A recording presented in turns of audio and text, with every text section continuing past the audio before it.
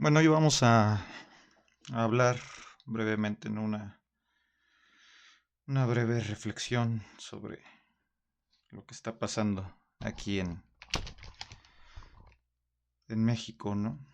Y aquí tengo pues al señorón, ¿no? Juan Rulfo, eh, que nace rumbo a 1918, eh, poco después del estallido de la Revolución Mexicana. Él, bueno, vive de primera mano gran parte de la Revolución Mexicana, bueno, de las consecuencias de la Revolución Mexicana y, y bueno, también vive la guerra cristera, ¿no? Sobre todo la guerra cristera, él ya está en una edad en que comprende lo que está pasando en el país durante el mandato, ¿no? De Plutarco Elías Calles. En esta época en que los presidentes pues pertenecen al caudillismo, ¿no? Figuras militares que estuvieron presentes en la Revolución Mexicana y el grupo sonorense, ¿no? De Álvaro Obregón y Calles es de todos los grupos revolucionarios el que triunfa y se queda al mando, ¿no? En este sentido, Juan Rulfo plasma en su obra, mm, en Pedro Páramo, no solamente la realidad social que vivía México en ese tiempo, también él plasma sus vivencias personales, la ausencia de un padre y una vida buscando a ese padre, ¿no? Que también a él en la vida real le faltó. Ese padre está plasmado en el tal Pedro Páramo, ¿no? Y si ustedes han leído el libro, pues así empieza, ¿no? El texto, ¿no? Vine a Comala buscando a un tal Pedro Páramo, ¿no? Comala, si bien es un lugar ficticio, pues refleja donde, donde Juan Rulfo vivió su niñez.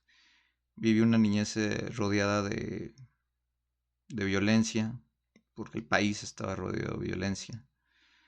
Vivió una niñez un tanto complicada. Él así eh, pues lo plasma básicamente en su única novela larga, ¿no? Que es la obra de su vida, que es Pedro Páramo.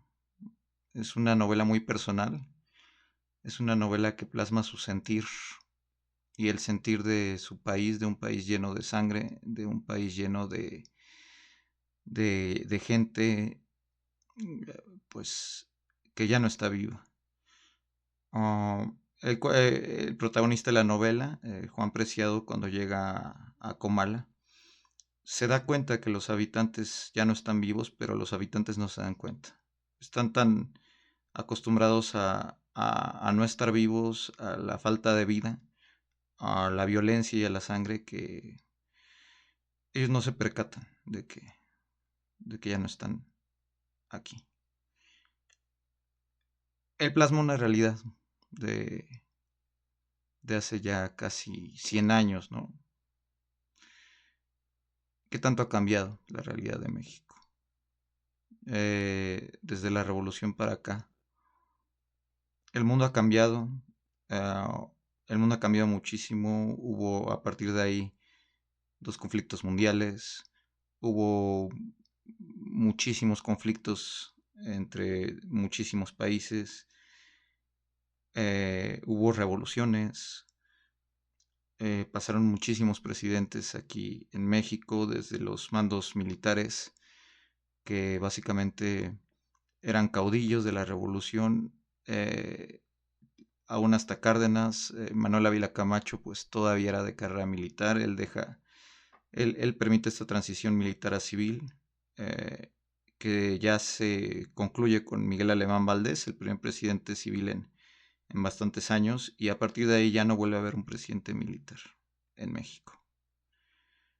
Ah, Pese a ello, en el país no se deja de derramar sangre, no deja de haber violencia, y, y sigue siendo un lugar como Comala, ¿no? Un lugar donde la gente está tan acostumbrada a todo esto que ya no se da cuenta que ya no se da cuenta que no hay vida, que empieza a haber más muerte que vida. Eh, la realidad de México no ha cambiado demasiado. Juan Rulfo, la realidad, el México que plasma es muy similar al que estamos viviendo hoy en día. Es un México desangrado, un México en conflicto, un México que parece muy difícil que cambie, aún a más de 100 años de la revolución, a casi 100 años de la guerra cristera.